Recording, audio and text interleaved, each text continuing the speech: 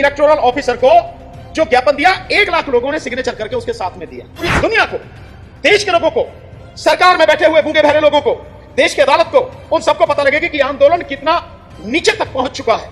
और अगर ईवीएम को नहीं हटाया, जबरदस्ती ईवीएम से चुनाव कराने की कोशिश की सरकार ने और इलेक्शन कमीशन ने, तो इसके परिणाम कुछ और ही होंगे। जब ये इलेक्टोरल बोर्ड का जो फैसला 11 तारीख को जो हुआ है और कहा उन्होंने कि 12 तारीख की शाम को आपको हर सूरत में देना होगा, एसबीआई को जो कहा, और एसबीआई ने दे भी दिया। जब आपके पास था ही अवेलेबल, हर कोई जानता था, तो समय क्यों मांग रहे थे? इसी से पता लगती है कि किस तरह से सरकार इन तमाम संस्थाओं को अपने कंट्रोल में करके कोई भी ऐसी चीज जिससे सरकार नंगी हो जाए वो लोगों के बीच में ना आए, उसके लिए काम कर रही है लगातार। कि भारत में संघर्ष तब तक चलेगा जब तक शोषण करने वाले लोग, जो कमजोर और गरीब लोग हैं, उनका शोषण करना बंद नहीं कर देंगे। मतलब ये भी बड़े दुख की बात है कि सुप्रीम कोर्ट का प्रेसिडेंट राष्ट्रपति को लिख रहा है कि भाई इस विषय पे आप जो है सुप्रीम कोर्ट से सलाह मांगो। अबे जिस विषय में सुप्रीम कोर्ट ने आदेश कर दिया और वो आदेश इंप्लीमेंट हो रहा है, लागू हो रहा है, उस विषय में सलाह का क्या मतलब है भाई?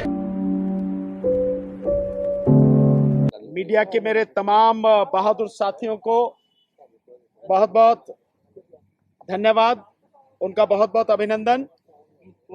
और साथियों,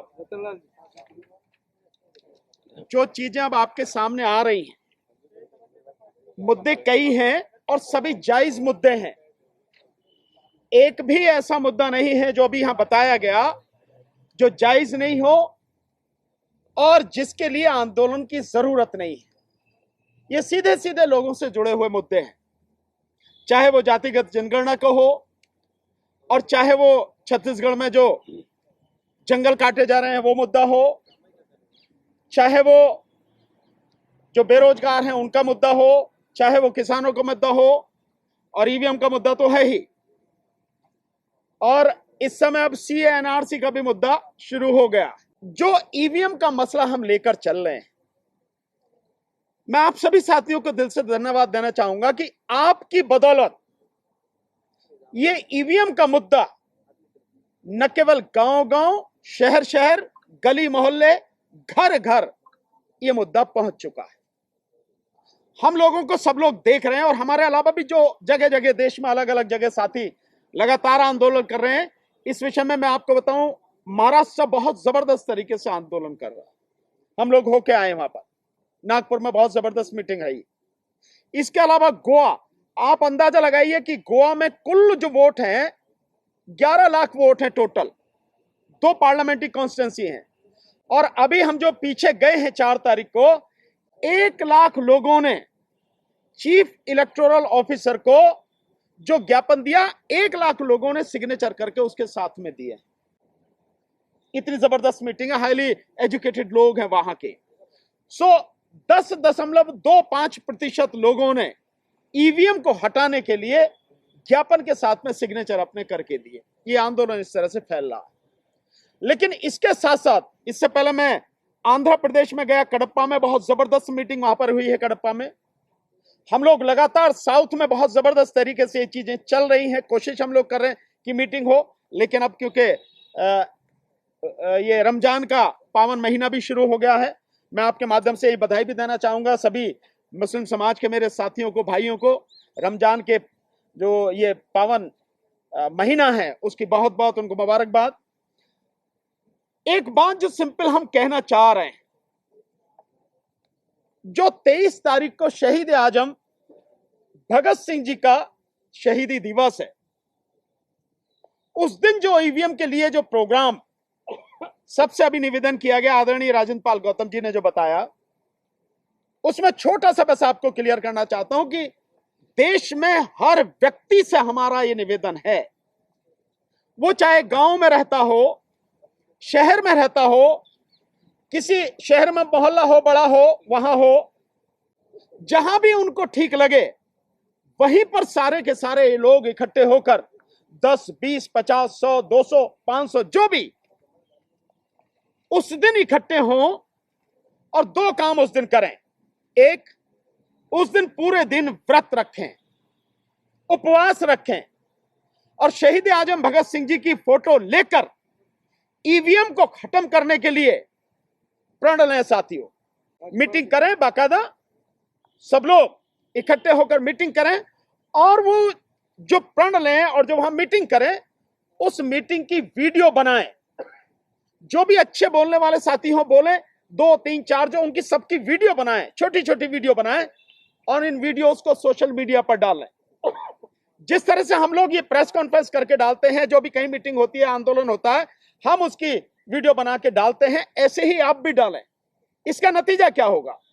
इसका नतीजा यह होगा कि हमारे साथ साथ पूरी दुनिया को, देश के लोगों को, सरकार में बैठे हुए गूंगे बहरे लोगों को, देश की अदालत को, सामाजिक संगठनों के जो जुड़े हुए लोग हैं, जो आपके सिविल सोसाइटी के जो लोग हैं, उन सबको पता लगेगा कि आंदोलन कितना नीचे तक पहुंच चुका है।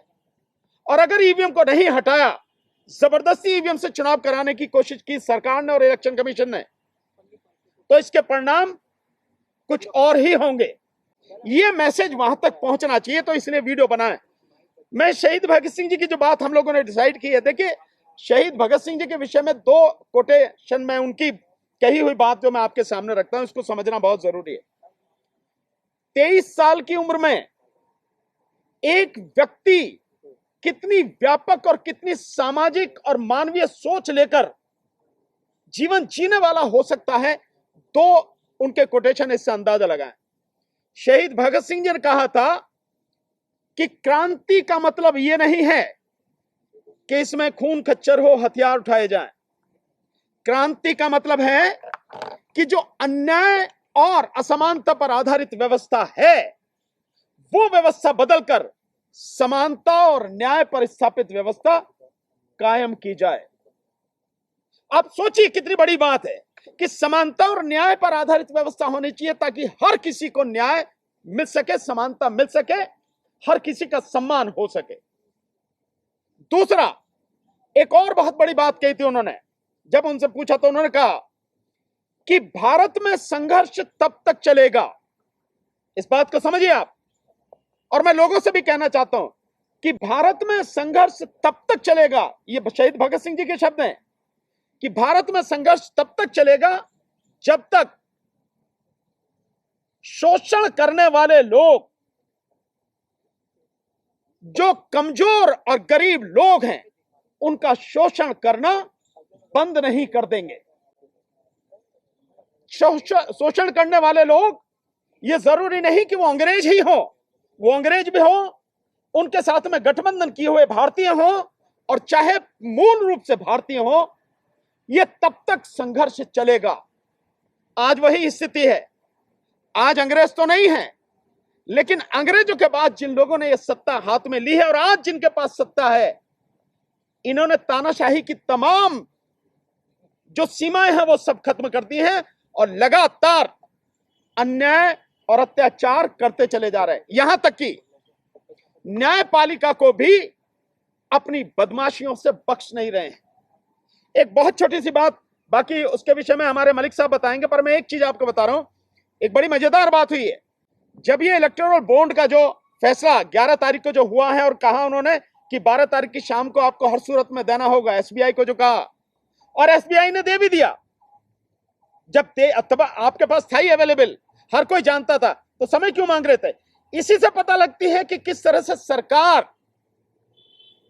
इन तमाम संस्थाओं को अपने कंट्रोल में करके कोई भी ऐसी चीज जिससे सरकार नंगी हो जाए वो लोगों के बीच में ना आए, उसके लिए काम कर रही है लगातार। फिर भी तो सुप्रीम कोर्ट के इस आदेश के बाद एक बड़ी मजेदार बात हुई है।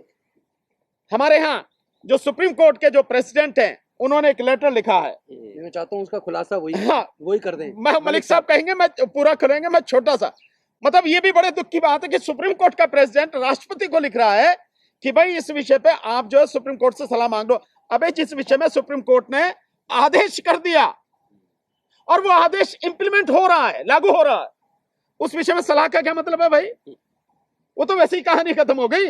लेकिन आप इससे देखेंगे कि लोगों की जो अन्याय को बनाए रखने की और सच को छुपाए रखने की जो घिनौनी मानसिकता है, वो किस हद तक है, कहां तक गिर चुकी है। उसी दिन एक और भी हैशटैग चलेगा 23 तारीख को, भाजपा हटाओ देश बचाओ, भाजपा हटाओ _ देश बचाओ, ये भी हैशटैग 23 तारीख को चलेगा।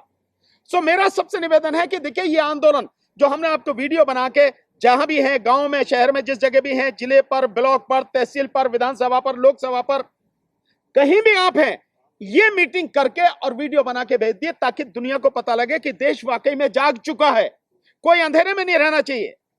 सो मेरा यही आप सबसे निवेदन है, और विश्वास रखिए कि जब आप सब लोग साथ में खड़े होंगे तो निश्चित रूप से इसी चुनाव में न केवल ईवीएम हटेगी बल्कि बैलेट पेपर से 2024 का चुनाव होगा।